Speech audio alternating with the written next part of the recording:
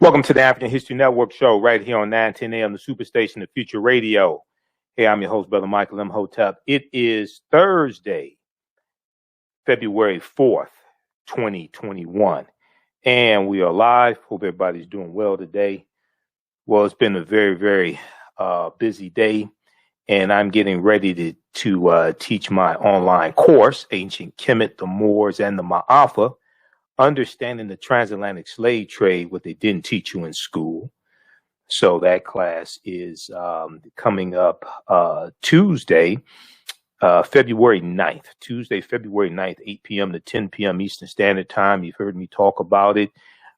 Email me at AHNshow@AfricanHistoryNetwork.com, AHNshow@AfricanHistoryNetwork.com for more information. All right. Well, look.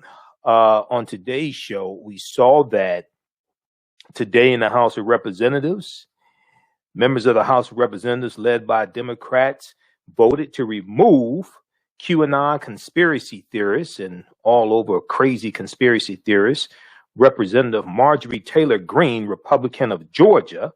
They removed her of her committee assignments. She had committee assignments on the Education Committee, was one of them. And it was because of past statements and social media posts that she has made, including a Facebook post that showed her holding an AK-47 with the faces of Representative Ilhan Omar, Detroit's own Representative Rashida Tlaib of the 13th Congressional District, and also Representative Alexandria Ocasio-Cortez. And the caption said, "The squad's worst nightmare." So the vote took place today in the House of Representatives. It was 230 to remove her from the committees. 199 Republicans voted not to, and 11 Republicans defected and sided with the Democrats. And now the Republican Party has a big problem because they're being branded as the Q-publicans, the party of the QAnon crazy conspiracy theorists. And many people call them the white nationalist party. Okay. My friend, Dr. Greg Carr, chair of the Afro-American Studies Department at Howard University, when you see him on Roland Martin Unfiltered, he refers to the Republican Party as the white nationalist party. And in many ways, they're becoming more and more like that every day.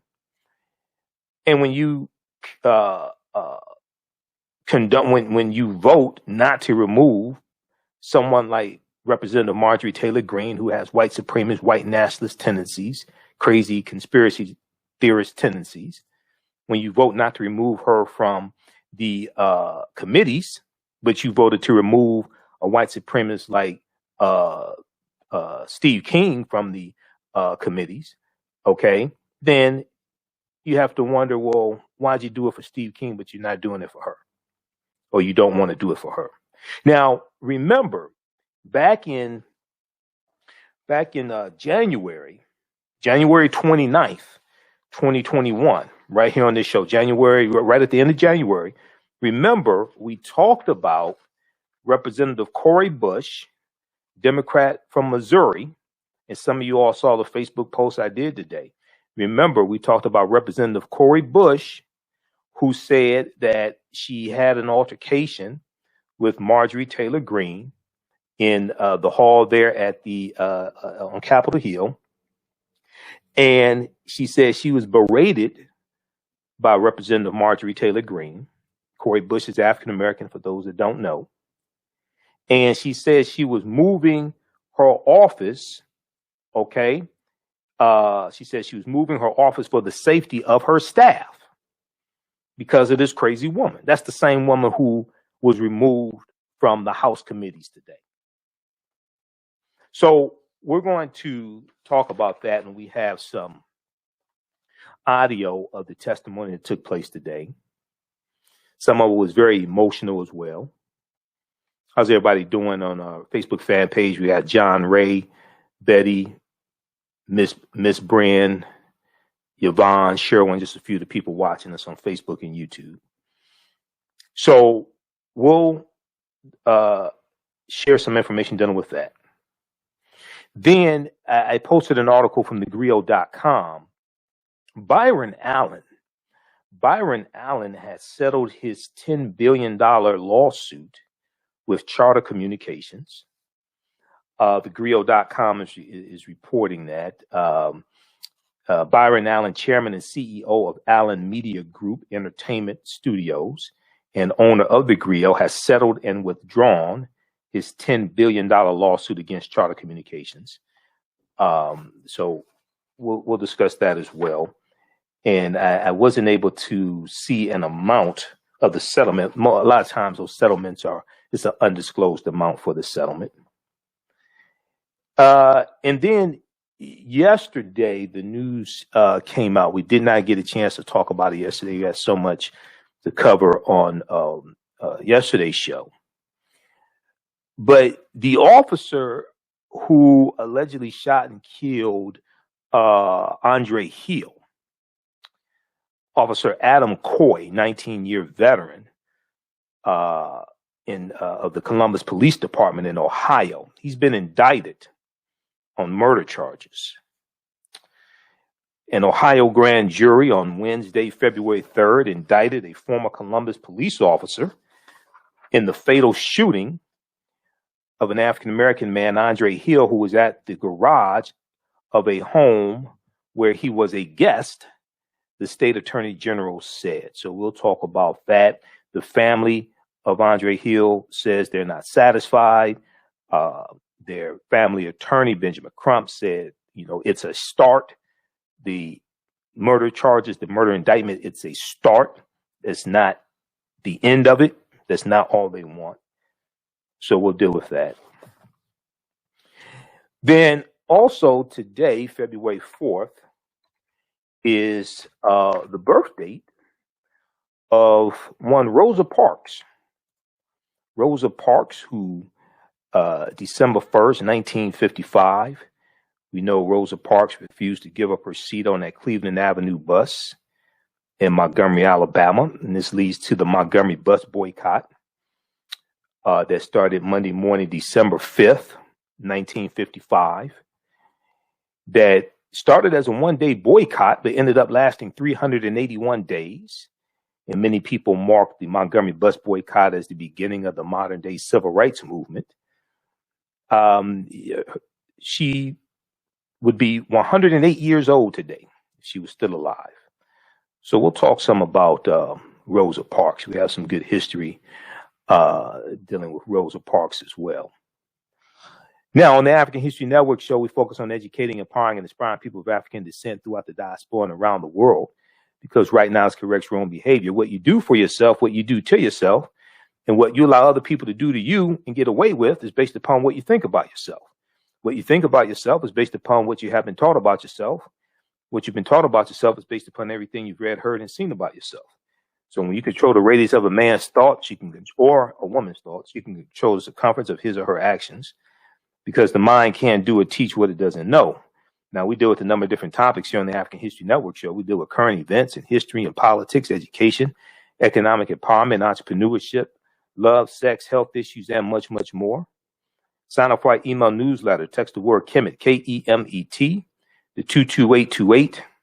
To sign up for our email newsletter, text the word Kemet, K-E-M-E-T, to 22828.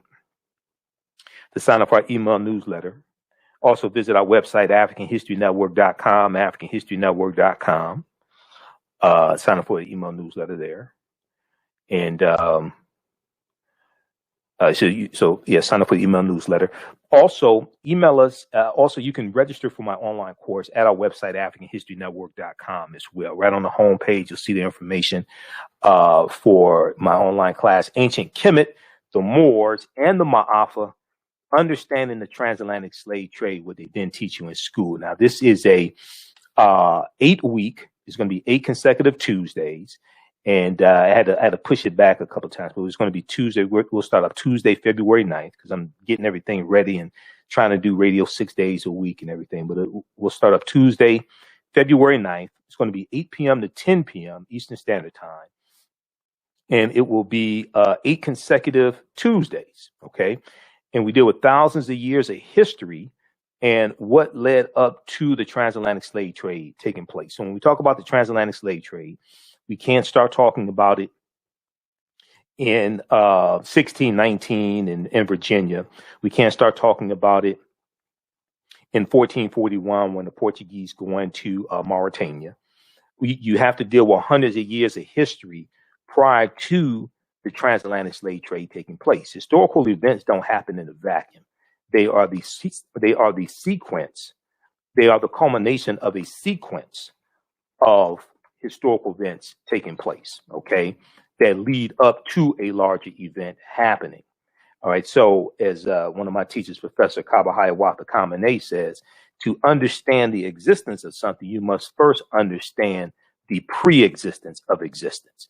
So to understand the transatlantic slave trade, you have to deal with hundreds and thousands of years of history leading up to it happening. And you have to understand the 800-year occupation of Europe by the Africans known as the Moors, who go into the Iberian Peninsula today known as Spain and Portugal in 711 AD. And they're taking the teachings from the Nile Valley region of Africa, from ancient Kemet and the Nile Valley region of Africa into Europe, the science, the mathematics, the technology, agriculture. They're introducing new foods, musical instruments, medicine, algebra, alcohol, cotton, all different types of things like this, sugar. And this information, these teachers are going to bring Europe out of the Dark Ages. And we're going to see that all this is going to lead these conflicts between the African Moors and these Europeans. We see this is going to lead to the transatlantic slave trade happening. And we see the intermixing of the African Moors into the European population, and they're changing the complexion of Europeans to various extents in various countries. Okay, so we just posted the link here on the thread of the broadcast. The course is regular $130. It's on sale $80. As soon as you register, you can start watching bonus content, because you can watch the class that I did in 2019. It's all archived there. And we'll talk more about this on the other side of the break. Listen to the African History Network show right here on 910 a.m. Superstation, The Future Radio. I'm Michael Imhotep. We'll be back in a few minutes.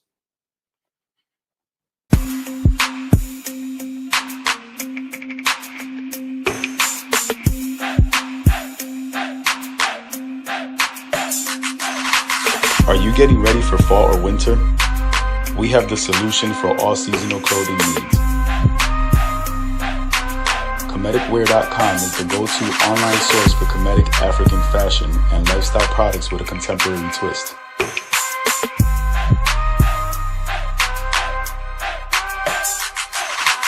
We're committed to offering unique styles reflecting our African heritage.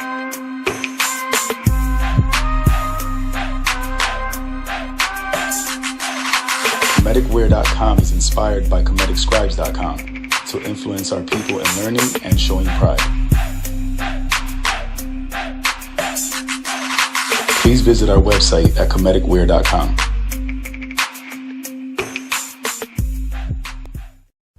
For 25 years, the Black History 101 Mobile Museum has carried on the rich legacy of the Black Museum movement in America by showcasing original artifacts of the Black experience at colleges, universities, K-12 schools, corporations, libraries, conferences, and cultural events, making it the most traversed Black History mobile exhibit in American history.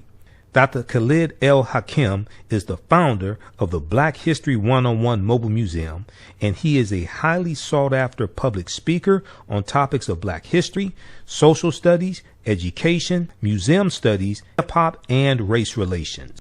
Dr. Khalid was named among the change makers for NBC Universal's Erase the Hate campaign and listed as one of the 100 men of distinction for Black enterprise. He recently founded the Michigan Hip Hop Archive on the campus of Western Michigan University. The Black History 101 Mobile Museum is currently scheduling in-person and virtual exhibits nationwide. For more information, please contact Dr. Khalid Al-Hakim directly at 313-645-4197, 313-645-4197, or visit their website at blackhistorymobilemuseum.com. That's blackhistorymobilemuseum.com. You can also email him at bhistory101@yahoo.com, bhistory101@yahoo.com.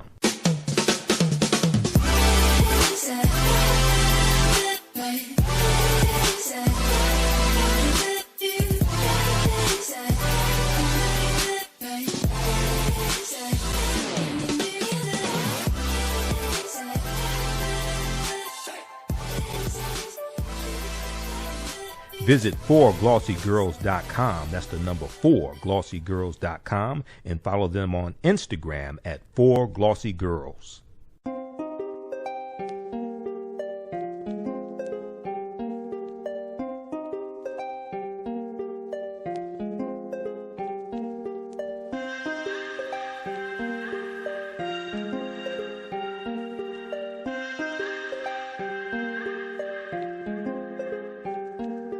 Black Bees products are a collection of natural, organic, personal care products with an appreciation of nature and bees. Our philosophy is without bees, we have nothing. We are honoring our Nile Valley ancestors who understood the importance of bees. Black Bees created a high-quality, natural, organic personal care line that would be affordable to everyone. We hope you try and enjoy our Black Bees products line and come back and visit us at blackbeesproducts.com. All right. Welcome back to the African History Network show right here on 9:10 a.m. the Superstation, the Future Radio. I'm your host, Brother Michael Imhotep. It is Thursday, February 4th, 2021, and we are live. We got Nikki Rich, the world famous Nikki Rich that used to work with Oprah, watching me right now. Nikki's doing interviews for the Super Bowl and everything. How you doing, Nikki? And Offset Isis, I think it was your grandmother that passed away. You posted about Offset. So sorry to hear about that as well. I posted on your Facebook page. All right. Right before the break, so we were talking, giving a rundown on the show and talking briefly about Representative Marjorie Taylor Greene. I was talking about my online course that starts up Tuesday, February 9th, 2021, 8 p.m. Eastern Standard Time. Ancient Kemet, the Moors, and the Ma'afa, Understanding the Transatlantic Slave Trade, what they didn't teach you in school. So we do the class live on Tuesday nights. It's all recorded. You can go back and watch it over and over again, and you can ask questions in class during the live chat. Okay. So we posted the link here, and also visit our website, AfricanHistoryNetwork.com, AfricanHistoryNetwork.com. I want to jump into this first story here. So I remember when Marjorie Taylor Greene was running for a congressional seat to represent a district in Georgia. All right. Now, I remember they were talking about she's a QAnon conspiracy theorist and all types of nonsense like this. OK, so and then she won the primary, and then they said, OK, she's probably going to get a seat. Well, the House of Representatives today approved a resolution that removes embattled GOP rep Marjorie Taylor Greene from her assigned committees. The final vote tally was 230 to 199, and 111 Republicans in support of the resolution. 11 Republicans supported the resolution. They crossed party lines and voted with the Democrats. Representative Adam Kinzinger of Illinois, Brian Fitzpatrick of Pennsylvania, John Katsko of New York, with just Fred Upton of Michigan, with just a few of the Republicans to vote along with the Democrats. Now, Representative Marjorie Taylor Greene, Republican of Georgia, is a vocal supporter of Donald Trump's unsubstantiated claims of election fraud. Unsubstantiated claims of election fraud, and has been condemned by Democrats and many Republicans for embracing numerous conspiracy theories in videos and social media activity before she took office this year, before she was sworn in. They were sworn in January 3rd, 2021 for the 117th Congress. Now, in posts and videos from 2018 to 2019, reviewed by CNN, Representative Marjorie Taylor Greene appeared to endorse violence against prominent Democrats, including House Speaker Nancy Pelosi, and suggested that the Sandy Hook and Parkland shootings were staged, quote unquote, false flag operations. Now those social media posts have since been taken down. Now the move to remove her from the House of Representatives Education Committee and the House of Representatives Labor Committee, as well as the House Budget Committee, came after Republican leaders refused to remove themselves following pressure from Democrats to do so. Okay, Republicans didn't have the spine to do it. Many of them are these conspiracy theorist nuts. They're afraid of some of their own constituents because they're getting death threats. They're still kissing Donald Trump's behind. Okay, so they didn't have the integrity and the spine to remove her from the committees. Okay, like they did Representative Steve King previously. All right, so Democrats had to do it. Now, the vote Thursday forced Republicans to go on the record over Representative Marjorie Taylor Greene's conduct. I want to go to this first clip. We're going to go to NBC Nightly News. Shakita, no, hold on, not that one. We'll go to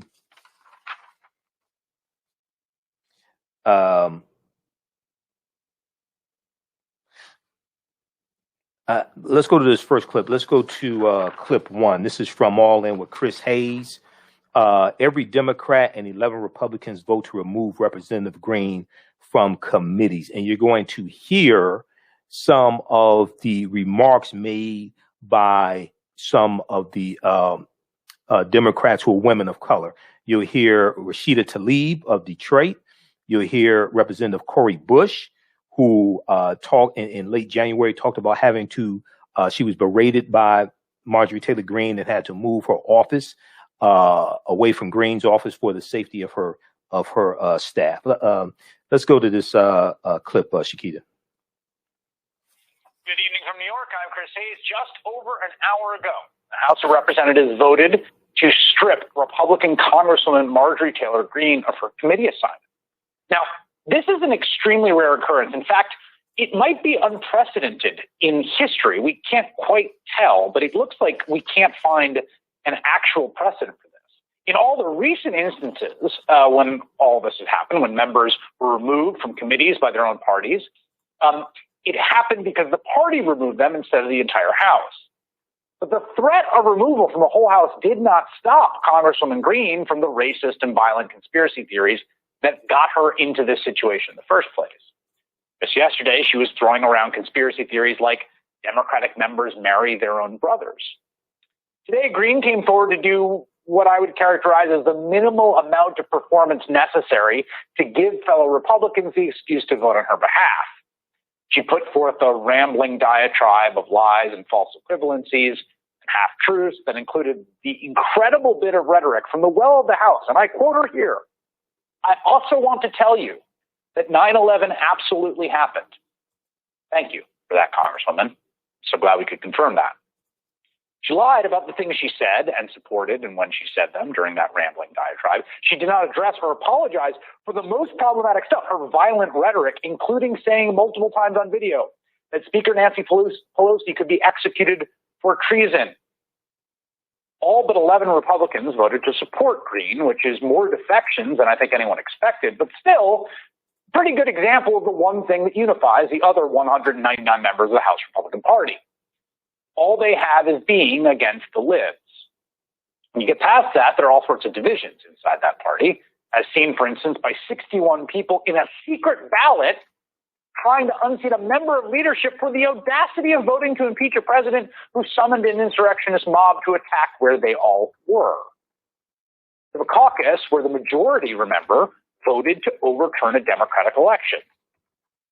There are all sorts of divisions inside the party with the Marjorie Taylor anti-democracy wing. The one thing that could unify them is opposition to liberalism in the Democratic Party. That is what it's all about for them. The problem is that's all built on a foundation of sand. What does the Republican Party stand for besides making sure the libs don't control things? On the other hand, just a few months ago, in the wake of the election, it was the Democratic Party that looked looked like a very fractured coalition. Remember that? They were expecting big pickups in the House, and they lost a bunch of seats.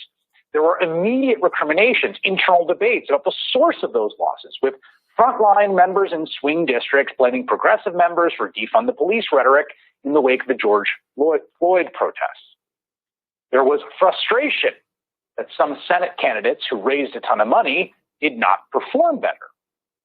3 months later, Democrats have a House majority, actually managed to win the Senate with those improbable runoff wins in Georgia, and they have everyone from the most progressive member to the most conservative member united around an agenda, the big first item of the Biden presidency, a COVID relief package that is a price tag more than twice Obama's Recovery Act and has buy-in from everyone from Joe Manchin to Bernie Sanders. It is really quite a turnabout from where things looked like they were headed just a few months ago. And today, House Democrats spoke out in unity to condemn a woman whose past views are so delusional and so dangerous. I did not hear an apology or denouncement for the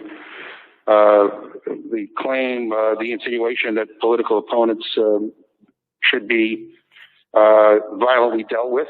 I didn't hear anybody apologize or retract the anti-Semitic and Islamophobic remarks that have been made, that have been posted over and over and over again. In today's Republican Party, Marjorie Taylor Greene's worldviews are violent, anti-Black, racist, Islamophobic, anti-Semitic, and they're condoned.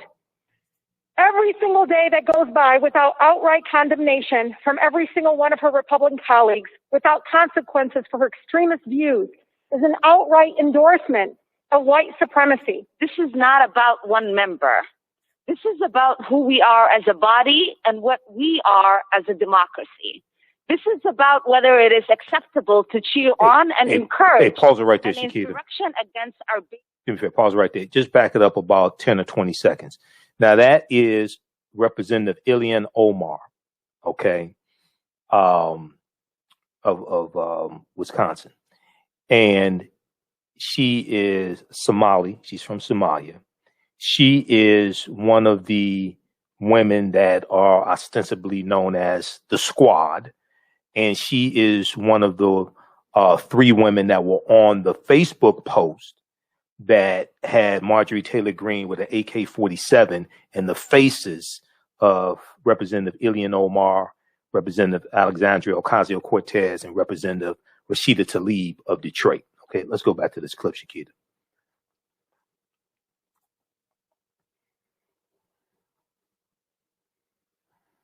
Take it off mute. Extremist views. Minnesota. An outright endorsement of white supremacy. This is not about one member. This is about who we are as a body and what we are as a democracy. This is about whether it is acceptable to cheer on and encourage an insurrection against our basic democratic process. This is about whether it is okay to demand members swear in on a Bible of a religion they do not practice. This is about whether it is okay to hold an assault rifle next to members' heads in a campaign ad and incite death threats against them. I cannot sit idly by and allow white supremacy and hatred to have decision-making power over our students' futures. To my Republican colleagues, let history remember what you did in this moment. A prerequisite for appointment to these committees and for all that we do must be that you love and represent all people, meaning all people. I stand here to tell you, Hey, stand Shakita. up to bullies. Shakita, do me a favor. Pause it right there, Shakita. And threaten and And back it up about 20 seconds. So that was Representative Cori Bush. Okay. Now, Ilhan Omar is of Minnesota. Okay. I was thinking I was thinking Milwaukee and then Wisconsin, but no, it's Minnesota. Sorry about that. Minnesota, Representative Ilhan Omar, Minnesota.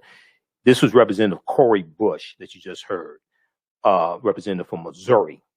And this is the African-American woman. She's a freshman in the House of Representatives, Black Lives Matter activist. And she was the one, and we're going to play the clip when she was on Joanne Reed from January 29th, 2021, who talked about being berated by the crazy QAnon conspiracy theorist, Marjorie Taylor Greene. And she said she had to move her office for the safety of her staff. Okay. Let's go back to this clip.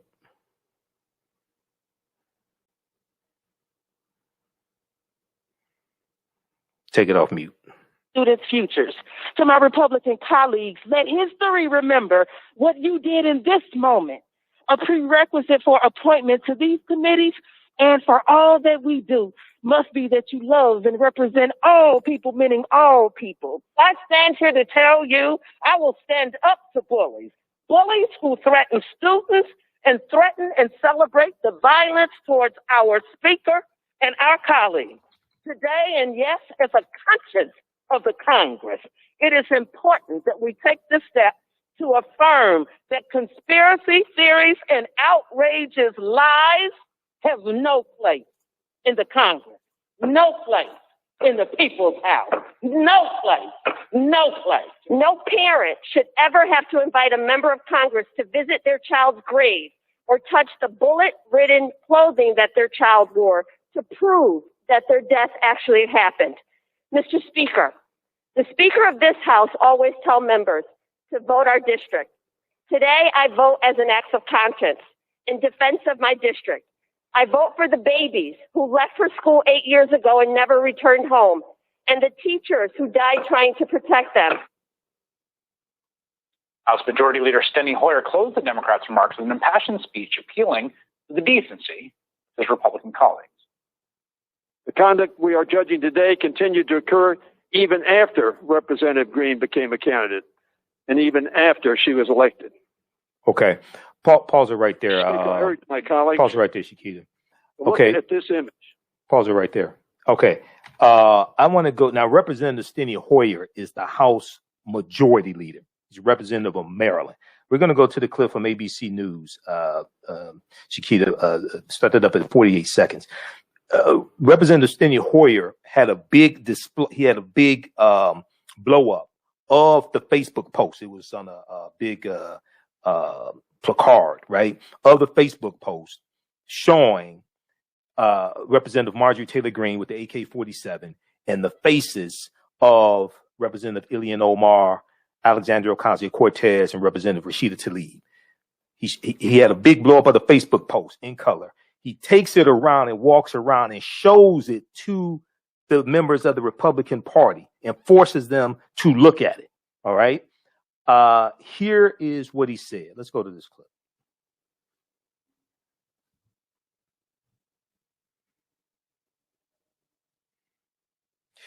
It's in the article from ABC News. It's in the tweet. The video's in the tweet from ABC News. It says Steny Hoyer. Congresswoman Greene advocated for the execution of a leader of this House.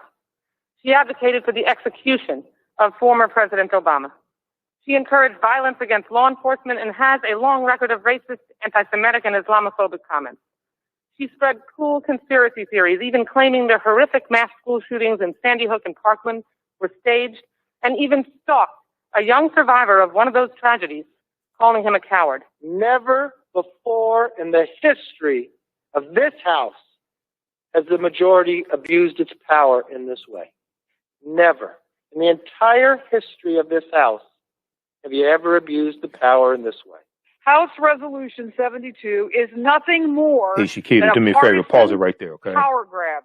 Pause that clip right there. Scroll down that article, and when you see the tweet, and it says Steny Hoyer, House Majority Leader, play that clip.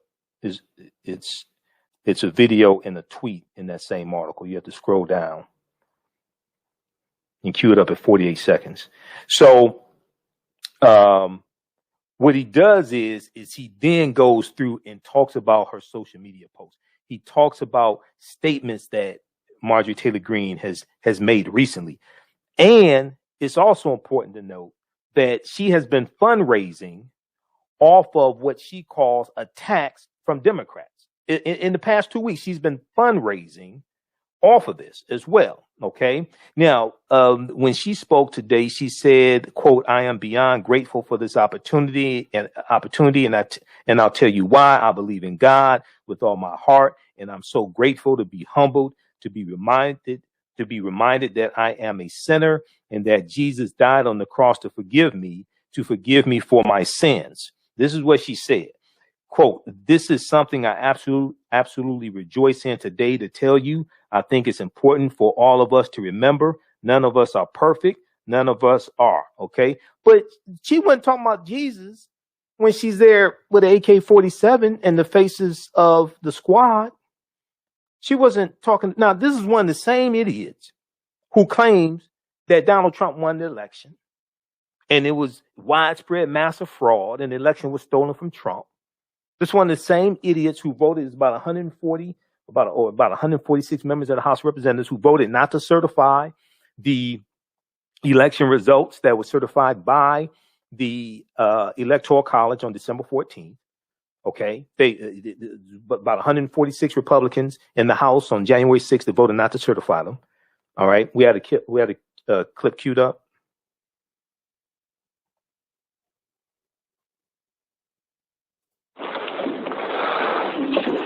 I heard about motherhood today.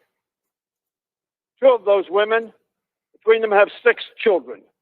They're mothers.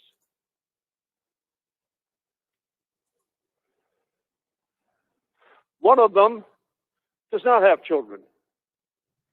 And she's come to this body asking for more housing for people, for more health care for people, for more income for people. How awful. And they're not the squad. They're Elon. They're Alexandria. And they're Rashida. They are people. They are our colleagues. And yes, you may have disagreements. But I don't know anybody, including Steve King, who you precluded from going on committees, for much less. And this is an AR-15 in the hands of this Green. This was on Facebook just a few months ago.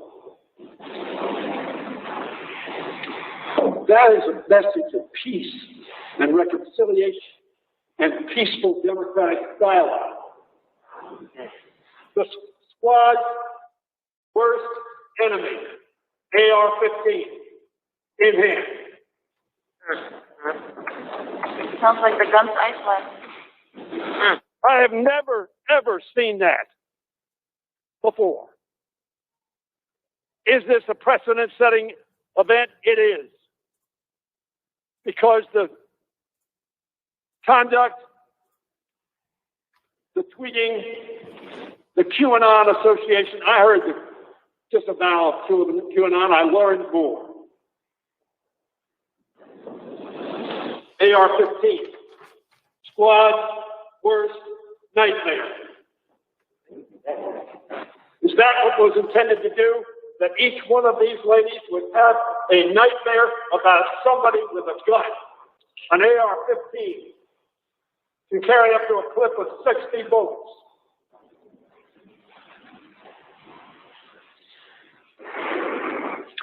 I urge my colleagues to look at that image and tell me what message you think it sends.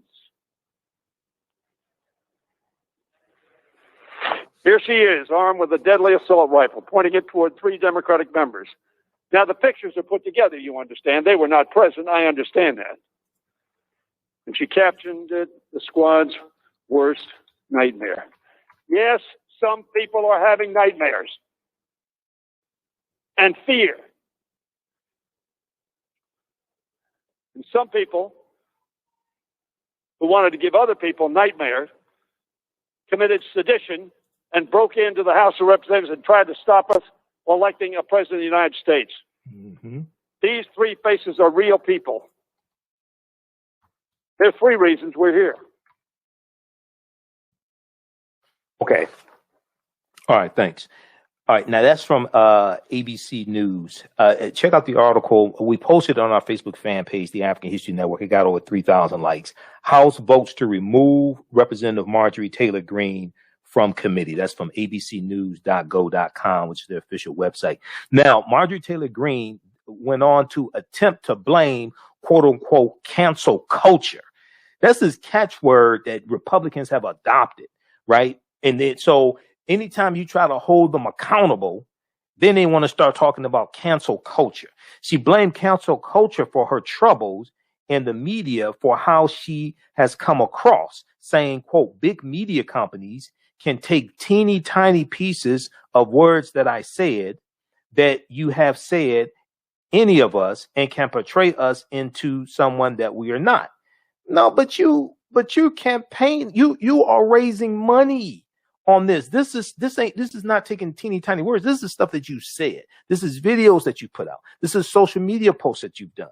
Now, Republican minority leader, spineless Kevin McCarthy, Republican from California, or as Nancy Pelosi called him, a I think what she called him, a Q-publican or something like that. I call them Q-publicans now, the white nationalist party. I call them Q-publicans. He has previously condemned Greene's past remarks, but stopped short of taking disciplinary action. Nancy Pelosi, House Majority Leader, told reporters, Speaker of the House of Representatives, House Majority Leader Steny Hoyer, who you just heard from. Nancy Pelosi, Speaker of the House of Representatives, told reporters on Thursday she is profoundly disturbed that Republican leaders decided against removing Representative Marjorie Taylor Greene from her committees. She said, quote, that's just so unfortunate. You would think the Republican leadership in the Congress would have some sense of responsibility to this institution. Well, they don't have any responsibility. That's part of the problem. This is why elections have consequences. Okay. And on MSNBC, they went to Greene's district and they spoke to some of the people there. You got some of the people, you listen to them till they're dumb as hell. You listen to them. I mean, how should I put this? Well, they may have a GED, but probably just barely. If they have a GED, you listen to them till they're dumb, because you know they voted for her and knew she supported all these idiotic conspiracy theories. And then you had some other ones who were embarrassed by her and said they don't support her, didn't vote for her, etc. Right? I want to go to this clip here. We're going to go to the readout with Joanne Reed. I'm here to do a job. Cori Bush recounts how Marjorie Taylor Greene berated her. Now, this is from January 29th, 2021. We talked about this on this show when this happened. This is Representative Cori Bush, Democrat from Missouri, talking about her encounter with the crazy QAnon lady. Let's go to this clip.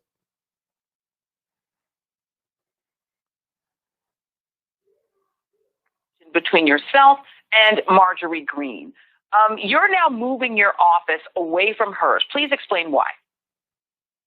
Yeah, so first of all, thank you for what you just said. You know, it is unbelievable that this is how so many of us get to go to work every day when, you know, I've worked fast food, I've worked in childcare, I've worked in healthcare. I've never been in a work environment like this before.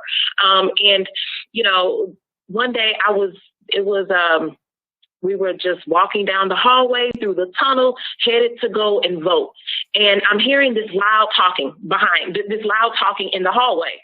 But I kept going. It was no big deal. All of a sudden, as I'm walking down the tunnel, I'm hearing the voice gets louder and louder. And then the voice was closer and closer. And then at one point I realized that it was like right behind me. And so I turned around because it was aggressive and it was loud. And I'm like, why is this like right behind me? And so I turned around and it was Marjorie Taylor Greene without a mask on. And so I looked and I'm like, you know, so I turned back around. I didn't say anything at first. I looked at my team and I'm like, she does not have on a mask. Like, let's just keep walking. And then I thought about it, like, you're putting me at risk. You're putting my team at risk. Everybody else in this tunnel is at risk. And just the day before, we found out that our colleagues had contracted COVID after being on lockdown with this same person and other people who were unmasked. And so, no, I'm a nurse. I take care of my community. I take care of my people. You will not put us at risk like that. And so I moved out of the way. I saw my good brother, John Bowman, walking down the hall. I moved out of the way to let her pass. And as she's passing, I'm like, you know, look, she does not have on a mask. And so I said, put on a mask. And then she started to, you go off some more. She's on her phone. She's like live streaming.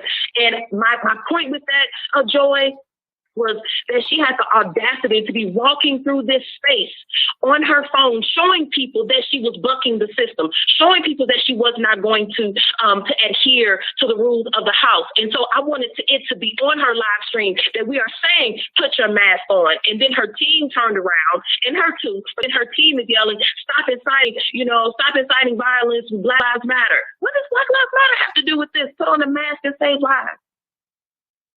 Yeah, and I just want to point out to the audience that on January 12th, the House leadership, the Speaker, announced there is a mandate that on the floor of the House, all members must wear a mask. What was the policy as you were walking through? Was it?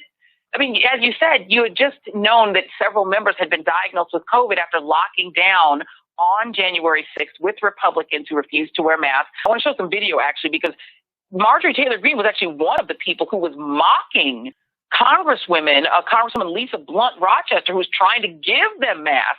And she was mocking them. This is while they were being locked down. This is not the video that I'm showing. Sorry, it's cut two that I wanted to show. So we'll pull that one back for a second because I am going to show that one. There it is. And there she is mocking other members. So at the time that you were confronted by her or she's yelling in the hallway, wasn't it generally accepted that people should be wearing masks in the tunnel?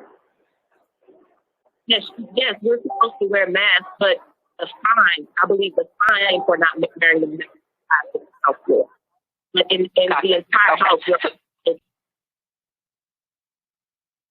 Gotcha. So now she went on Twitter when my colleague Tiffany Cross tweeted at her that she maybe want to go on the Cross Connection, which is Tiffany's show, which airs tomorrow, and explain herself. She then accused you of lying about the interaction.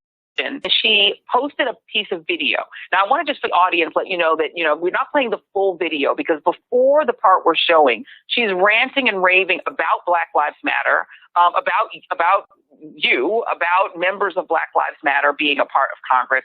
And then this happened. So here she is. This is the video you described where we only see her face because she's live streaming, showing her own face as she's walking. You can see she doesn't have a mask on. And here's what she says. Then they supported bail bond links for criminals. You know what? Yeah, don't yell at people. You know what? You shouldn't bring COVID-positive members in here, spreading COVID everywhere. Stop being a hypocrite. Yeah, this is how it is here now. She is claiming that disproves your account. What is your reaction? It actually says exactly what I said. She was walking behind me, directly behind me, and she's yelling into the phone directly behind me. I moved out of the way because now you're a threat. You're a threat to me, and then you don't have on a mask. You don't care enough about us to put on a mask. So I said, now mind you, by the time you heard my voice, she was further down the tunnel. And we're in the tunnel, so of course it's echoing. But you could hear me saying, put on a mask. And what happened? She put on a mask. But I was not, and let me say this too, we're here of staff, team members of Congress members yelling at other Congress members. Where did you hear that happen at? That doesn't happen. And for her to turn this around to be a Black Lives Matter issue, that's not what it was. You should care enough about your colleagues. And if you don't believe in that, if you don't believe that we should have safety, if you don't believe that this is a true health crisis where 400,000 people in this country have lost their lives, if you will not honor that and respect those families and respect the people in your community, 750,000 you are supposed to protect, that you are supposed to serve and represent. If you won't do that, then let go of this job. It is not for you. And she can say whatever she wants to say. But the thing is, she did not have on a mask in that tunnel. And I absolutely spoke up. And it's not just about her, Joy. This is anybody, any Congress member who will not wear a mask. I'm going to speak up. Lisa Blunt Rochester spoke up.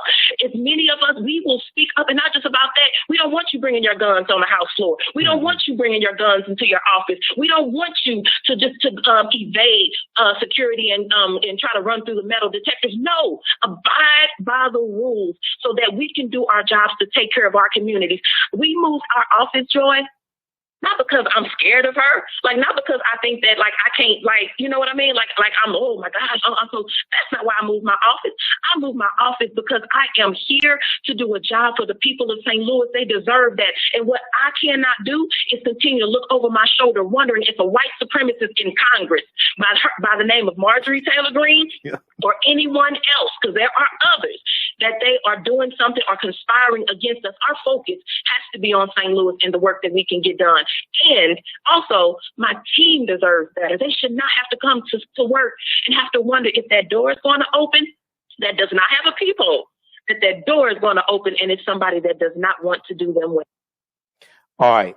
So that was from the readout, Joanne Reed, MSNBC, January 29th, 2021. That's Representative Cori Bush talking about the crazy QAnon lady, Marjorie Taylor Greene, who was removed from the committee she serves on today in the House of Representatives. We're out of time here on 910 AM Superstation WFDF. Those watching on our Facebook fan page, The African History Network, The African History Network, and our YouTube channel, Michael Imhotep. Keep watching. We're going to keep broadcasting. We'll get to these other stories. We'll tell you more about our online class starting up Tuesday, February 9th as well.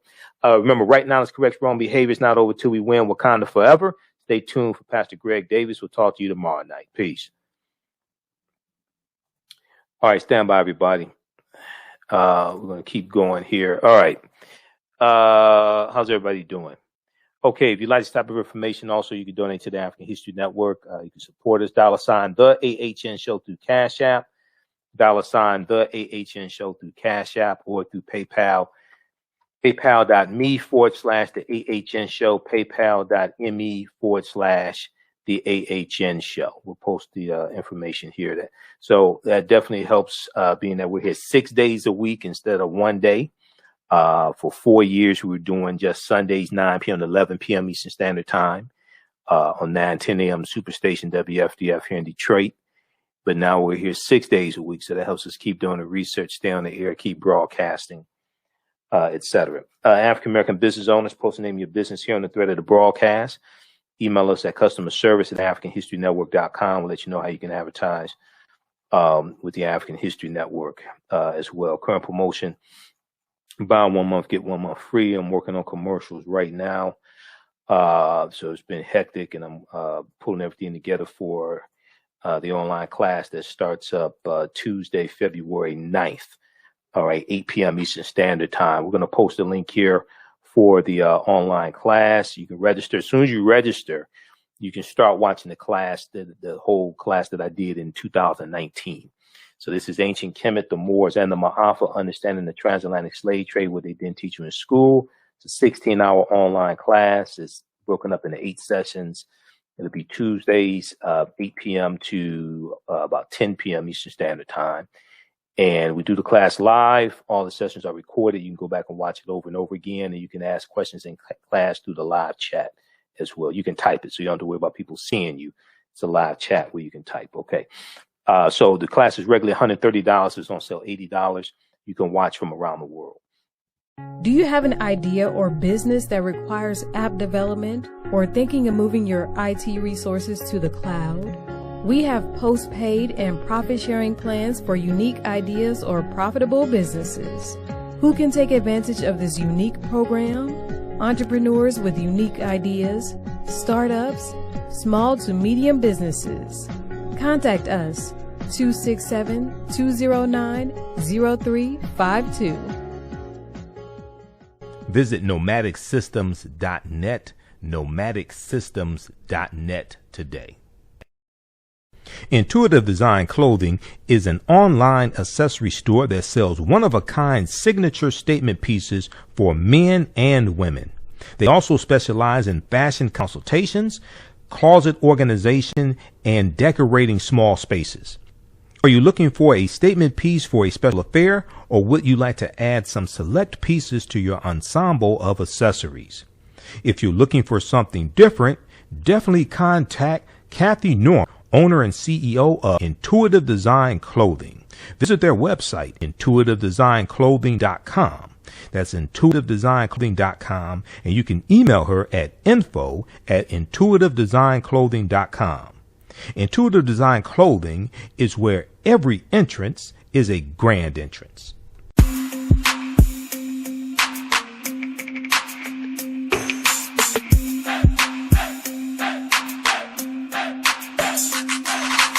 Are you getting ready for fall or winter? We have the solution for all seasonal clothing needs. Comedicwear.com is the go-to online source for comedic African fashion and lifestyle products with a contemporary twist.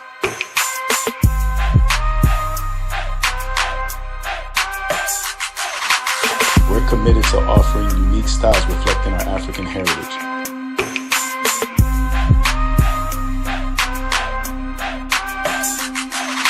Comedicwear.com is inspired by ComedicScribes.com to influence our people in learning and showing pride. Please visit our website at comedicwear.com. I want to go to this next story here. Let's see, Byron Allen. So we talked about Byron Allen in his lawsuit last year with Charter Communications. The Griot.com is reporting, and we know Byron Allen bought the Griot. That was a good move. I remember Byron Allen on Real People back in the 1980s. I think like late 70s, early 80s. So Real People was on at the same time that That's Incredible was on. Okay, I'm taking it just like way back. Okay. Some people never heard of these shows before. But That's Incredible. And on That's Incredible, each week they had different segments of people that did all types of incredible things. I remember there was one guy, he was a basketball player, and he could run up the side of a wall or something. They called him like Spider-Man. I remember there was another guy, he caught bullets in his teeth. He wore like a rubber mouth guard, and somebody would fire a bullet at him with a handgun, and he would catch it in his teeth. They had all different types. It's kind of like a Guinness Book of World Records or Ripley's Believe It or Not, something like that, similar to that. So that was on at the same time that Real People was on. Byron Allen was on Real People. But Byron Allen, chairman and CEO of Allen Media Group Entertainment Studios and owner of the Griot, has settled and withdrawn his $10 billion lawsuit against Charter Communications. Let's see here. Let's post this. Just 1 second here. She said, I'm telling my age. Hey, I'm proud. I'll be 50 June 7th. Okay. So, hey.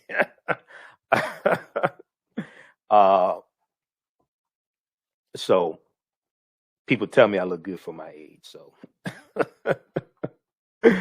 yeah, but no, I remember all that stuff. So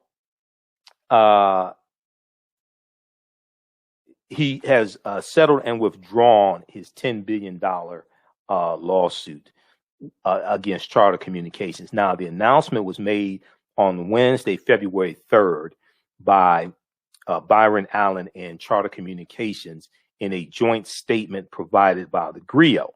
Okay. And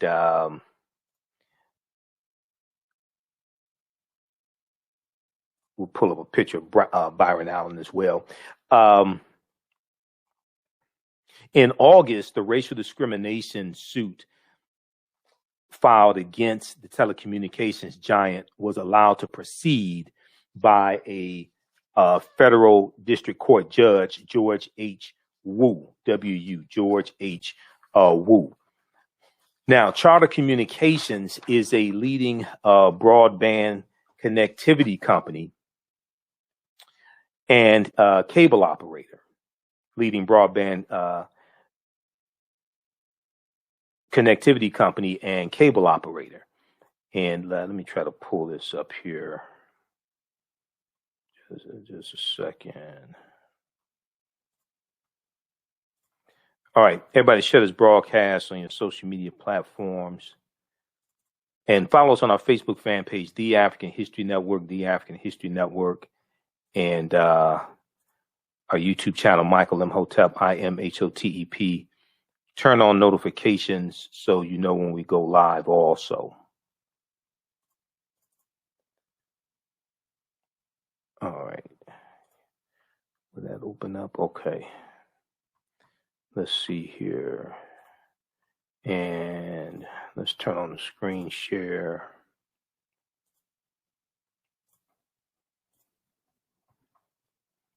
Do it like that. All right. So it's Byron Allen. All right. All right. So Charter Communications is a leading broadband connectivity company and a cable operator, serving more than 31 million customers in 41 states through its Spectrum band. Over an advanced communications network, the company offers a full range of state-of-the-art residential and business services, including Spectrum Internet, TV, mobile, and voice. Spectrum Internet, TV, mobile, and voice. Now, the Charter Communications settlement comes after Byron Allen announced in summer of 2020 that Entertainment Studios Networks, Entertainment Studios Networks, and Comcast had entered into a content carriage arrangement that extends and amends terms for the Weather Channel and 14 broadcast television stations, because Byron Allen bought up a number of broadcast television stations also, which is another good move. That's definitely something that's needed. And you know, Byron Allen. So when he started on Real People, he was something like, I think, like 19 years old, something like that. And I thought he was just a funny black guy on the TV show. Really, I mean, you know, he was a young kid. He's like 19, maybe 20. So you really didn't see him becoming a media mogul like this. But it's a good thing that he is. We need that. Now, Byron Allen founded Allen Media Group Entertainment Studios in 1993. Allen Media Group Entertainment Studios in 1993. Allen Media Group owns 16 ABC, NBC, CBS, and Fox network affiliate broadcast television stations. 16 of them. Now, I talked about this before.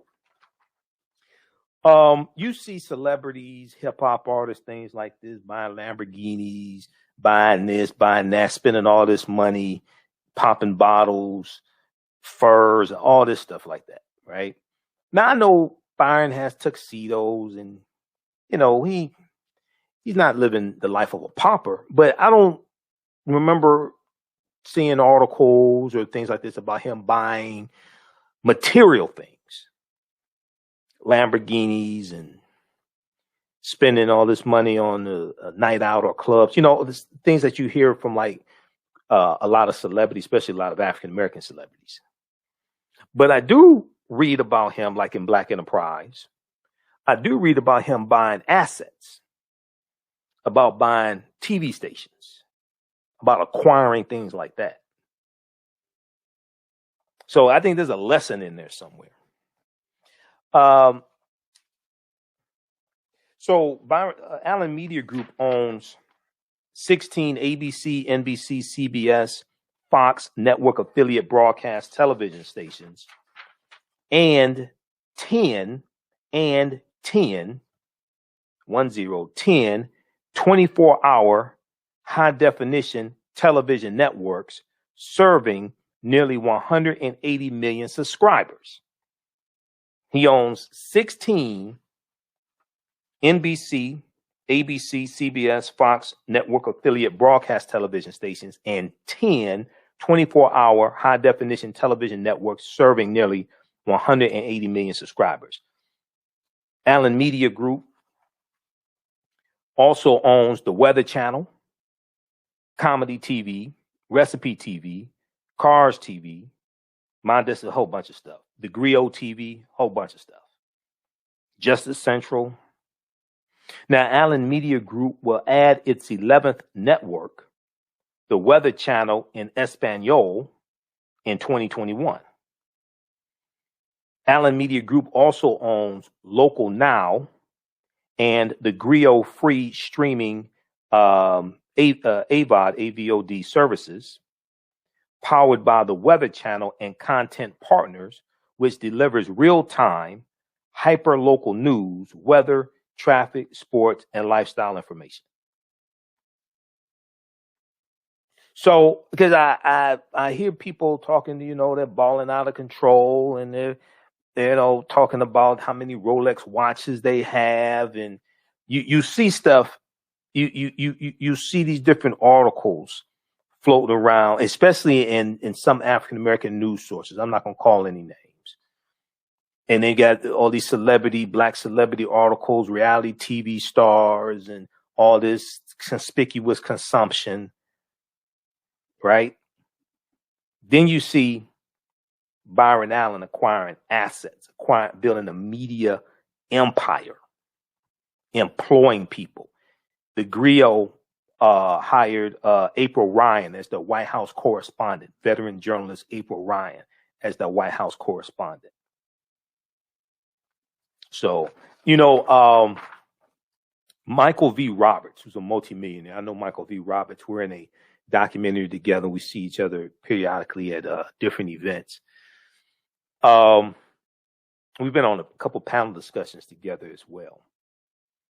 And I met him through Dave Anderson, who owns the Empowerment Radio Network. When I used to be on the Empowerment Radio Network, and we're in the documentary Black Friday.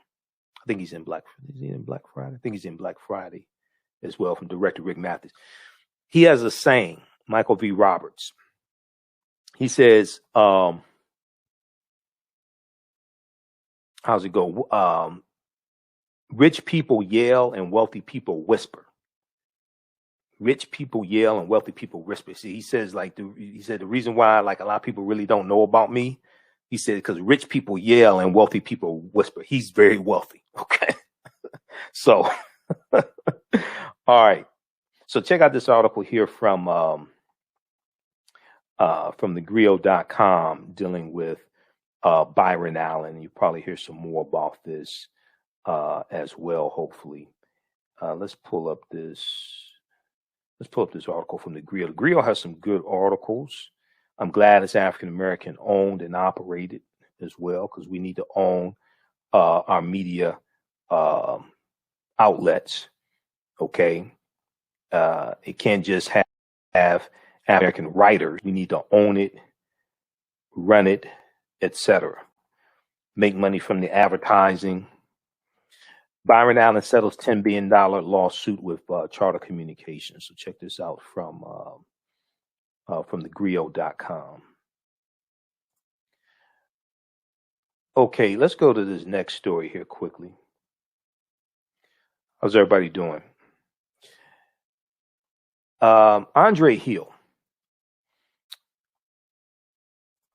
So the case of Andre Hill, his killing in Ohio, Columbus, Ohio, that was a very, very disturbing case. The family has hired Benjamin Crump as the family attorney. There's an article from news1.com. The family is saying that the indictment on murder charges of the officer is not enough. We're not satisfied. It's not enough. Definitely agree with that. So NBC News reported on February 3rd, former Ohio police officer indicted in fatal shooting of Andre Hill. Okay.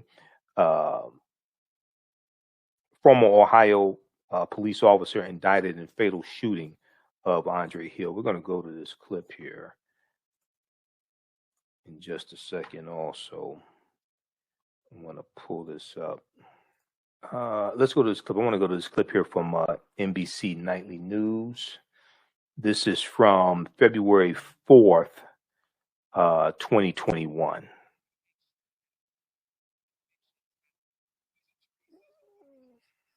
Just a second here. Video shows the moment former Columbus officer Adam Coy. Police body cam video shows the moment former Columbus officer Adam Coy allegedly shot and killed Andre Hill in a friend's garage. A grand jury charging the 19-year police veteran with murder, assault, and dereliction of duty for not turning on his body camera until after opening fire. Hands out to the side now! Once fully activated, the 60 seconds of video showing the shooting are recovered without audio. Today, Hill's family relieved but not fully satisfied. Adam Coy messed with the wrong family, and this family is not backing down. And we are going to make sure that all 4 convictions happen. Coy's attorney says the former officer is not guilty, and that Coy and Hill interacted before what's seen on the video without providing details. Police were responding to a neighbor's non-emergency call about a suspicious vehicle. My client believed that there was a silver revolver in the right hand of Mr. Hill. And when it raised up, my client stepped back and yelled, "Gun, gun, gun," and fired his weapon in what he believed was in defense of himself. Investigators say Hill was not armed. Hill's family angry that he was handcuffed and that the video appears to show he was not given medical aid for more than 5 minutes. When a white police officer is indicted for killing a black man, an unarmed black man, that does not translate into a conviction. Coy, now in custody, expected to make his first appearance in court tomorrow. Ron Allen, NBC News. Okay, so that was from NBC Nightly News from February 4th, 2021. If we look at this article from NBC News, and let me pull it up here. If we look at this article here, former Ohio police officer indicted in fatal shooting of Andre Hill. So an Ohio grand jury on Wednesday indicted a former Columbus police officer in the fatal shooting of an African-American man who was at the garage of a home where he was a guest, the state attorney general said.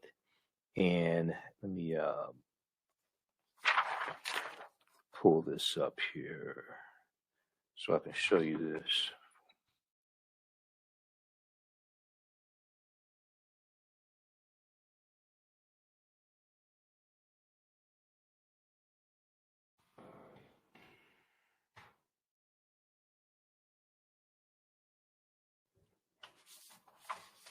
Okay, Adam Coy, 19-year-old veteran, had been fired from the Columbus Police Department.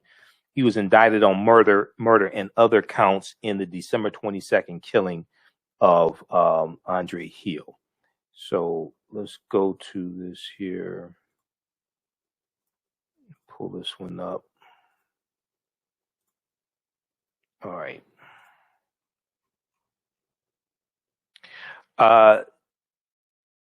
So Adam Coy fatally shot Andre Maurice Hill, 47, on December 22nd after responding to a call that a person in a vehicle had been turning the engine on and off.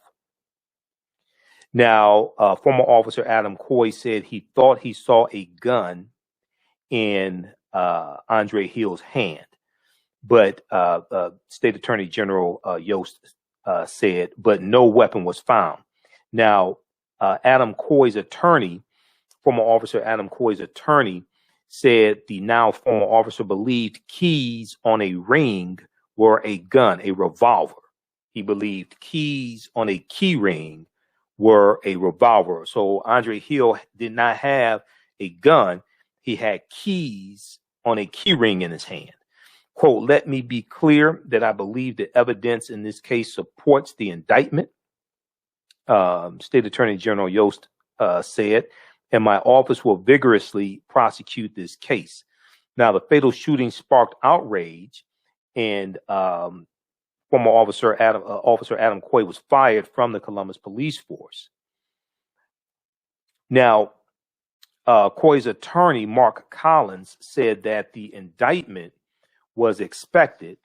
Collins said that Coy saw keys in Andre Hall's, it should be Andre Hill, that was typo here, Andre Hill's hand, and believed them to be a weapon. When he saw the right hand come toward him, he thought there was a silver revolver. Okay, Coy's attorney Mark Collins said. Now, he said Supreme Court rulings provide for defenses for officers in shootings. Quote, an officer can be mistaken about the threat, and that's justified if that mistake was an honest belief and was reasonable. Now, Collins said that former officer Coy will plead not guilty. The officer failed to turn on his body camera prior to shooting Andre Hill and failed to provide medical assistance. The officer failed to turn on his body camera prior to shooting Andre Hill and failed to provide medical assistance, the police chief said, and recommending that Officer Adam Coy be fired. Now, Andre Hill was a guest of the homeowner and had not committed a crime when two officers approached the garage he was standing in around 1:30 a.m. Both officers who interacted with Andre Hill failed to activate their body-worn cameras. Both officers failed to activate their body-worn cameras until immediately after the shooting, a violation of department protocol. A look back feature on the department's camera, the body camera, is called a look back feature, was able to capture the 60 seconds before the camera turned on, but did not record audio in those 60 seconds. Okay, it's a look back feature. So if the camera's off, you can recover 60 seconds of video before the camera was turned on, but not audio. The video shows at the time Officer Adam Coy using his flashlight as he walked up the driveway. Andre Hill then walks toward the officers while holding his cell phone when the officer fired his weapon. Andre Hill's other hand could not be seen clearly. Body camera footage then showed officers failing to render aid or medical assistance for Andre Hill as he lay on the ground for several minutes following the shooting, another violation of policy. So you have to ask the question, okay, you forget to turn your body camera on, but after you shoot him, why don't you render any aid? Where's your humanity? Where's your compassion? Why don't you render any aid?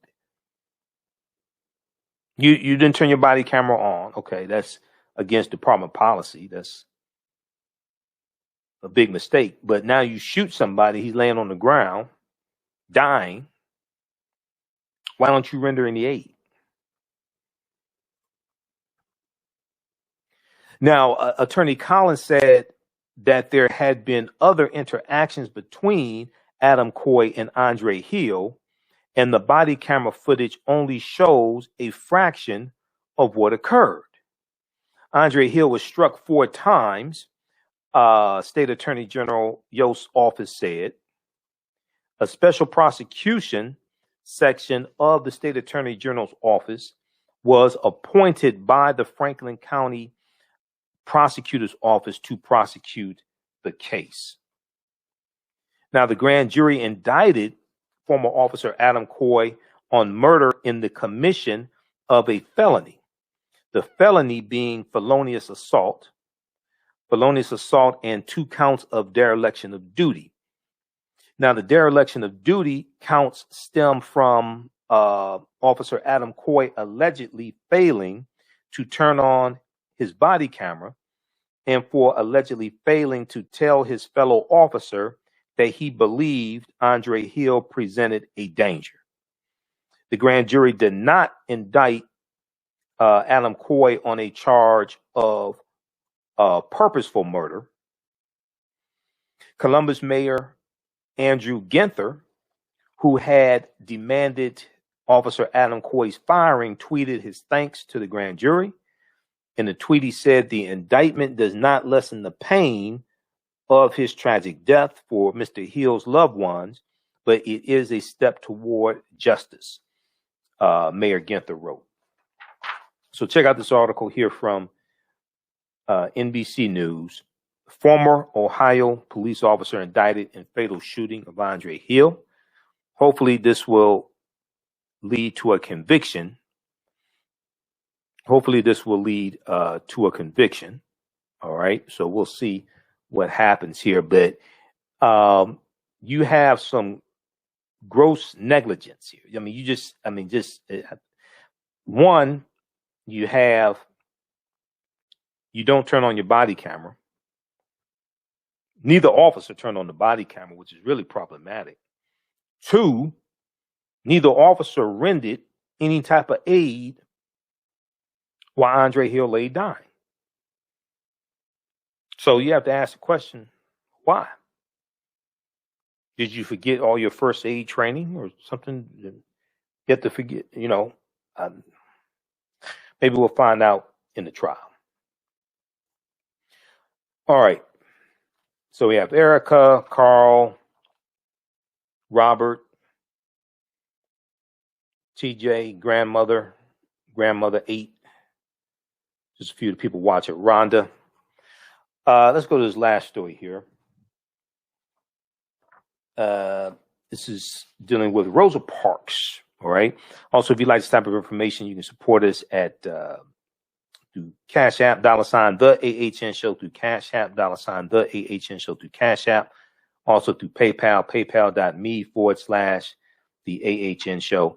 The 15 DVD bundle pack, the Black History Month bundle pack, the Michael Imhotep Black History Month bundle pack that is on sale right now. Also includes 15 of my DVD lectures, and just in time for Black History Month.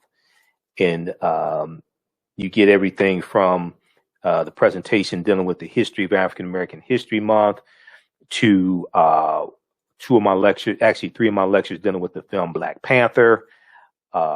This is so much in this one here. It's on sale right now. It's at our website, AfricanHistoryNetwork.com. AfricanHistoryNetwork.com is right on the home page. The Michael Imhotep Black History Month DVD bundle pack. Your Black History Month will never be the same. You watch these, and these are lectures I've done. I'm doing a PowerPoint presentation, provide you with all types of documentation, sources, book sources, video clips, articles, everything. You get my lecture dealing with the film Black Panther analysis, African culture, history, and Afrofuturism. That's almost 3-hour presentation. You get Breaking the Chains, Why We Celebrate Black History Month, deals with the whole history of Black History Month, and Dr. Carter G. Woodson. I have one dealing with Malcolm X, 50 years later, why is he still relevant? This one here, The Distortion of the Legacy of Dr. Martin Luther King Jr., the Revolutionary, will not be televised on the television. So we deal with the Revolutionary Dr. King. This other one here dealing with Black Panther, lessons from the film Black Panther, economic guerrilla warfare, political self-defense, and how to Wakanda the vote. So I deal with how do we take the enthusiasm from the film Black Panther and actually use it for economic empowerment, political empowerment.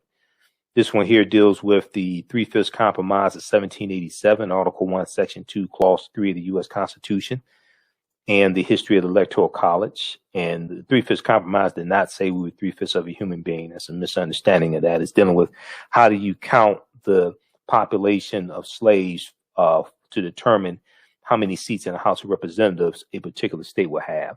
This one deals with entrepreneurship and economic empowerment, and also a lot of history, 13 forms of wealth, and redistributing the pain, keys to economic empowerment and entrepreneurship for African Americans, because I taught entrepreneurship for 7 years. This one here deals with the history of the national anthem, Francis Scott Key, who wrote it in 1814 during the War of 1812. I deal with the history of the Pledge of Allegiance, which was written in 1892 by a socialist minister named Francis Bellamy. He was a socialist. Won't the Republicans be surprised when they found out a socialist wrote the Pledge of Allegiance? And then I deal with the history of Colin Kaepernick's protest and tie all that together. Okay. You also get the double lecture I did with Dr. David Imhotep, who wrote the book, The First Americans Were Africans, Documented Evidence. So he's dealing with that information from his book. And then I'm dealing with great African women in history, the mothers of civilization. You get this 4-hour presentation here that I did, Redistributing the Pain, how African Americans historically fought back with economic boycotts. So this deals with a history of us using different types of economic withdrawal strategies to fight back against white supremacy. You get great African women in history, mothers of civilization, where we deal with some well-known and not so well-known African women in our history, from Offset to Queen Nzinga, Yasantiwa, Assata Shakur, Angela Davis, Queen Charlotte Sophia. It's a double DVD. You get like a 4-hour presentation. And then also another one, you get Ancient Kemet, the Winter Solstice, and the History of Christmas. This deals with the whole origins of Christmas, the pre-Christian celebrations, winter festival celebrations, like this festival of Mithra, or festival of Roman festival of Saturnalia, things like this, and the origins of Christmas, what leads these pre-Christian holidays that took place that are going to make up what we know as Christmas. Okay, so that is it's a 15 DVD bundle pack that's available right now at AfricanHistoryNetwork.com, a Black History Month bundle pack. So that'll keep you busy for the month of February. We have those shipping out daily. That'll keep you busy for the month of February. All right, let's go to this last story here. So February 4th is the birth date of Rosa Parks. Okay, and there's an article from newsone.com dealing with Rosa Parks. There's one also from history.com, the official website of the History Channel. Okay, Rosa Parks was born in 1913. You look at the one from newsone.com, and let's see here. Okay, if we look at the one from newsone.com here quickly.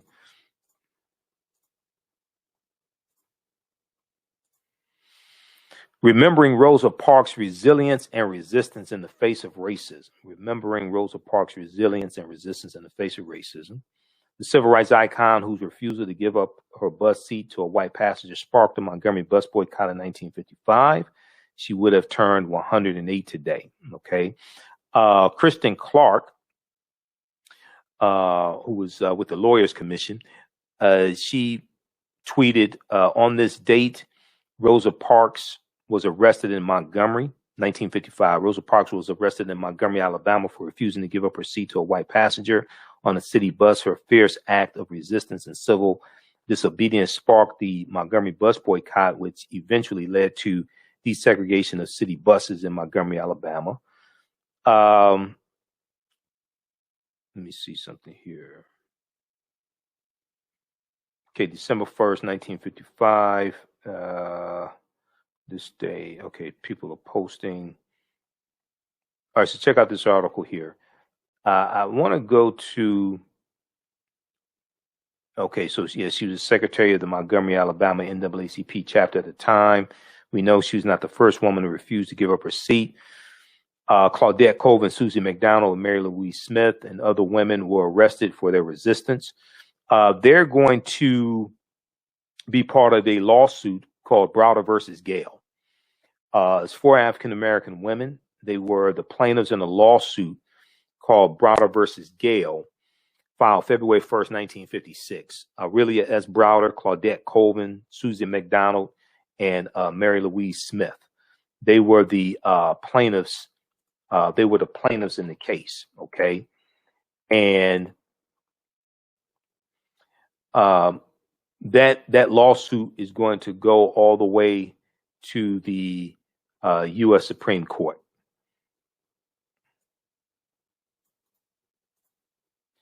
That lawsuit goes all the way to the U.S. Supreme Court, and that is what's going to end segregation on the buses in Montgomery, Alabama.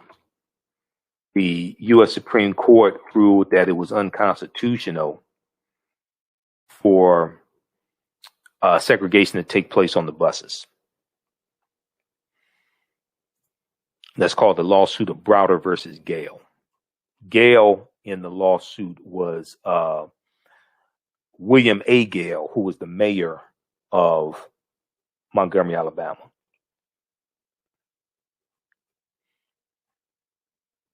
All right, I want to go to this article here from history.com. This day in history. Civil rights icon Rosa Parks is born. Now, she was born Rosa Louise McCauley. That's her maiden name, McCauley. Usually you don't hear her referred to by her maiden name, okay? Rosa Louise McCauley, also known as Rosa Parks. She was born in Tuskegee, Alabama on February 4th, 1913. A lifelong civil rights activist, Rosa Parks' name has become synonymous with her refusal to give up her seat to a white man on a segregated bus, a defining moment of the civil rights movement. But she was an activist long before that, okay? One of the things she was doing for the NAACP was investigating sexual assaults on African-American women, okay? And she was also investigating claims that, you know, black men raped white women, things like that. There's another article from history.com dealing with Rosa Parks because she investigated. Let me see here. Let me pull this other one up here.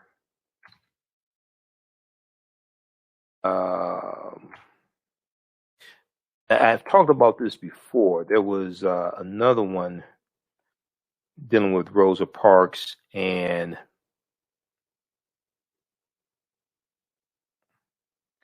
investigating sexual assaults.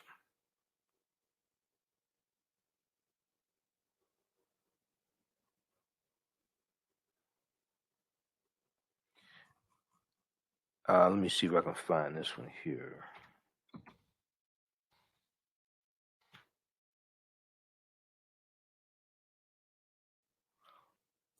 Yeah. This is from December 8th, 2017. It's updated January 26, 2021. Before the bus, Rosa Parks was a sexual assault investigator. Before the bus, Rosa Parks was a sexual assault investigator. And so a lot of people don't know this history. I mean, like I said, she was involved in civil rights long before the bus came along, long before the Montgomery bus boycott. Why has history left out this piece of Rosa Parks' story? Before the bus, Rosa Parks was a sexual assault investigator. Revered as a civil rights icon, Rosa Parks is best known for sparking the 1955 Montgomery bus boycott, but her activism in the black community predates that day. She joined the NAACP in 1943, 12 years before that fateful commute.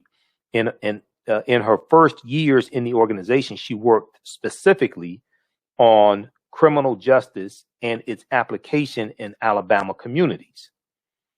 One part of this was protecting black men from false accusations and lynchings. One part of this was protecting black men from false accusations and lynchings. The other was ensuring that African Americans who had been sexually assaulted by white people could get their day in court. This particular issue was close to Rosa Parks' heart, as in 1931, a white male neighbor had attempted to assault her. Now, Rosa Parks resisted and later said of the incident, quote, I was ready to die, but give my consent never, never, never. That incident was on her mind when she traveled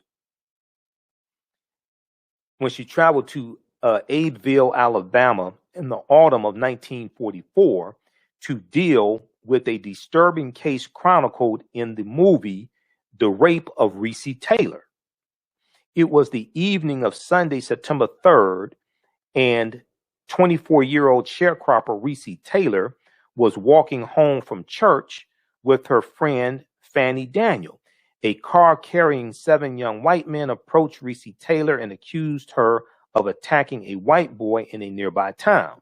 The men forced her into the car under the pretense of taking the married mother to see the sheriff. They did not. They blindfolded and gang raped her and then threatened her with death if she reported the crime. Okay. However, Reese Taylor, and here's a picture of Reese Taylor here. There was a documentary film made about her also.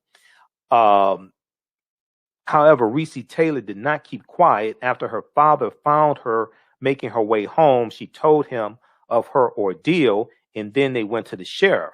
Her friend who had witnessed the abduction also contacted the police.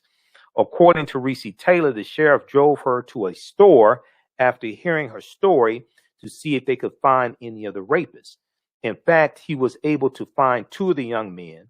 In a 2011 interview with NPR, National Public Radio, Reese Taylor recounted, quote, he asked the boys, was y'all with this lady tonight? And the white boy said, yeah.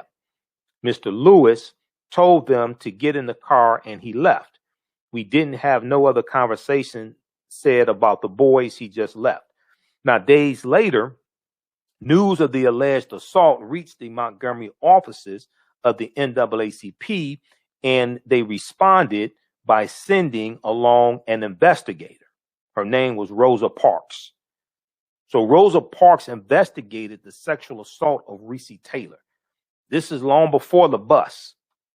Now, in the 1940s, Alabama segregationist laws and attitudes permeated every echelon of society. When Rosa Parks made her way to the Taylor home, she found the town sheriff there waiting for her. He made sure to make his presence known by repeatedly driving past the house, eventually entering the home and demanding Rosa Parks leave under the pretense of not wanting troublemakers in town. Maybe the troublemakers were the white man that gang raped Reese Taylor. Maybe those were the troublemakers. How is it the troublemaker is the person investigating the crime? Maybe the criminal rapists were the troublemakers.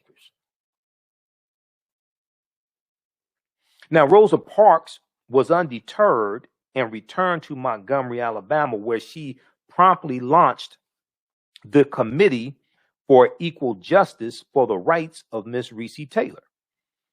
The committee made sure the case received national attention, and by October, it was headline news. Here's a picture of Reese Taylor in 2010. Okay. Now, on October 9th of that year, a grand jury refused to indict the defendants. At the time, the Chicago Defender, African-American newspaper, reported that the suspect's lawyer offered $600 to Willie Guy Taylor, Reese Taylor's husband, for his wife's silence. Rosa Parks fired off a letter to the state's governor asking him not to, quote, fail to let people of Alabama know that there is equal justice for all of our citizens. Now, no charges were ever brought against the men. Reese Taylor's story and Rosa Parks' involvement in it received renewed attention as a result of the book At the Dark End of the Street by Danielle L. McGuire, published in 2010. In 2011, the Alabama House of Representatives approved a resolution apologizing to Reesa Taylor for what they characterized as the state's morally abhorrent and repugnant failure to prosecute nearly 70 years after the fact. Reesa Taylor died on December 28, 2017 at the age of 97. Okay. Now this is so, when you hear people, especially Republicans, you hear people talk about Rosa Parks, they talk about her, sitting down so people can be free or whatever the hell they say. But they don't talk about this. They also don't talk about the fact that Rosa Parks' husband owned guns as well. That gets left out. Because when we deal with the history of the civil rights movement, and you've heard me talk about this before, we talk about books like this one right here, this Nonviolent Stuff That Gets You Killed, How Guns Made the Civil Rights Movement Possible, by Professor Charles E. Cobb Jr. It was African Americans with guns who were largely protecting civil rights workers in the South. This book deals with that whole history of that. Okay, so check out that article from history.com. Then also the other one, they have another one. They have a number of different articles, but civil rights icon Rosa Parks is born February 4th, 1913 as well. So check out that one also. Blackpast.org has articles dealing with Rosa Parks, and newsone.com, etc. So check out all of that as well. All right. Once again, so we have our 15 DVD bundle pack, the Michael Imhotep Black History Month 15 DVD bundle pack that's on sale right now at AfricanHistoryNetwork.com. All right, it's 15 of my lectures just in time for African American History Month, so you're going to learn a lot from these. It's on sale $100. We ship all around the world as well. We do international shipping. It's right on our homepage at AfricanHistoryNetwork.com, and includes 15 of my lectures. We also have my presentations on digital download at our website, AfricanHistoryNetwork.com as well. And then we have these, so we're going to post a link here. And then the online course, Ancient Kemet, the Moors, and the Ma'afa, Understanding the Transatlantic Slave Trade, what they didn't teach you in school. That starts up Tuesday, February 9th, 8 p.m. Eastern Standard Time. It's an 8-week, 16-hour online course. We do it live. All the sessions are recorded. You can go back and watch it over and over again.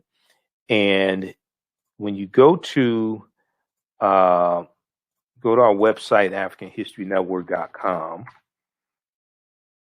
we'll pull that up. I'll show it to you here. It's right on the home page. As soon as you register, you can start watching content, because the last time I did the class was 2019. So that class is archived, so you can start watching that now. And then we have the new class starting up February 9th, and we have some newer information, some updated information as well. It'll be some of the information that we did in 2019, but there's new information, of course. Okay, so when you go to our website, AfricanHistoryNetwork.com, you scroll down, you see the information about the African History Network show, and then information about the class. And then just click right here, register here. And then it takes you, and just click right here on enroll. And it'll enroll you. There's a video that you can watch. I did that back in 2019, I think. You can watch that, and you enroll. Once you enroll, it's regularly $130. It's on sale $80. Once you enroll, you can start watching the class I did in 2019. All right. Okay, so, and we do I do a PowerPoint presentation. I have video clips, and it's going to be really good now because I have a new laptop. So it's going to be sharper. It's going to look like this. It's going to be sharper. We have the 12-channel audio mixer. So I can show you the videos. We have articles, book references, everything. All right. So Ancient Kemet, the Moors, and the Ma'afa, Understanding the Transatlantic Slave Trade, what they didn't teach you in school. And let's see here. Let's pull this up here.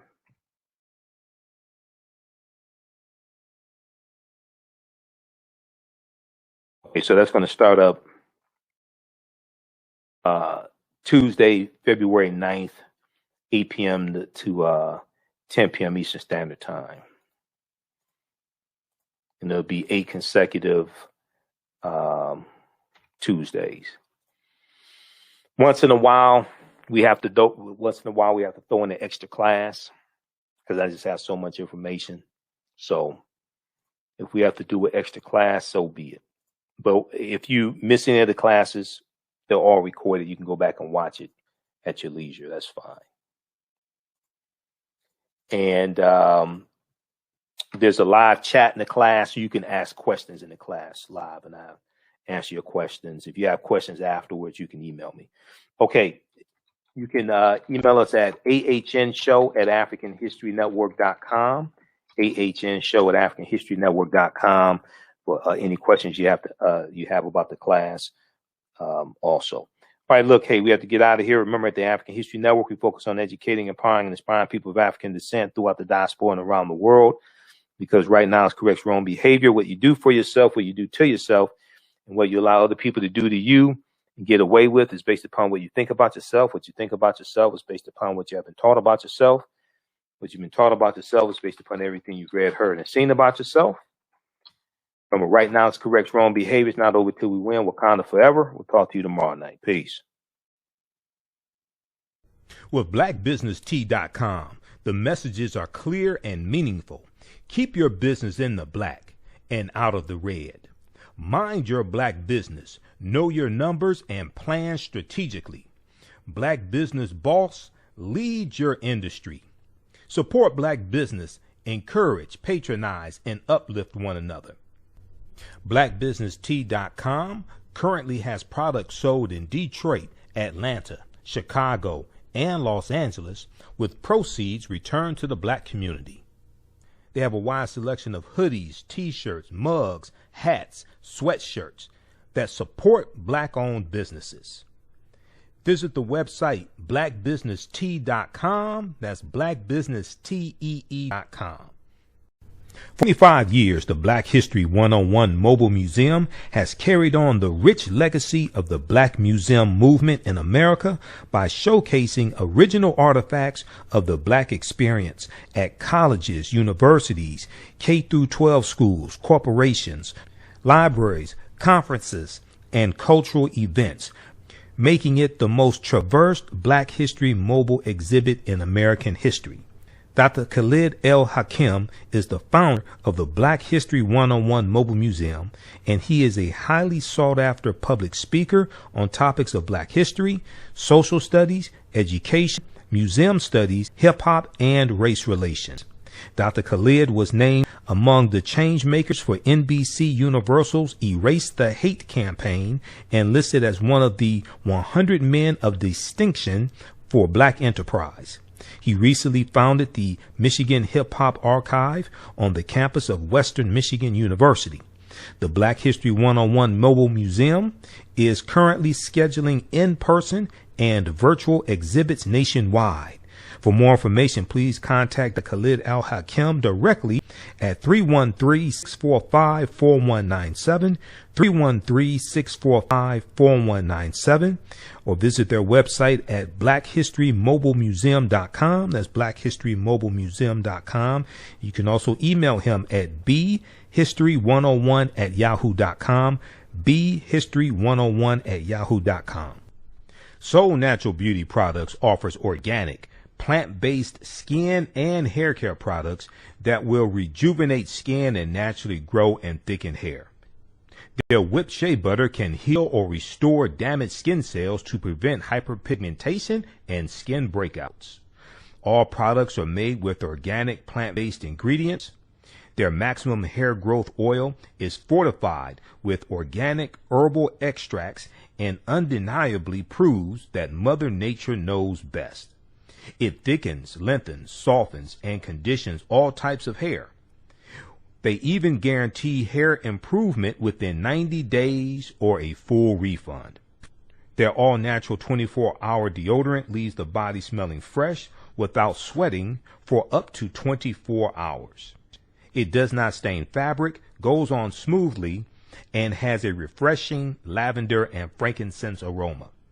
It can be used by men, women, and even children.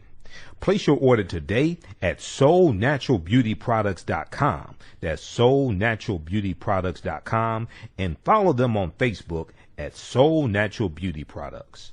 Do you have an idea or business that requires app development or thinking of moving your IT resources to the cloud? We have post-paid and profit-sharing plans for unique ideas or profitable businesses. Who can take advantage of this unique program?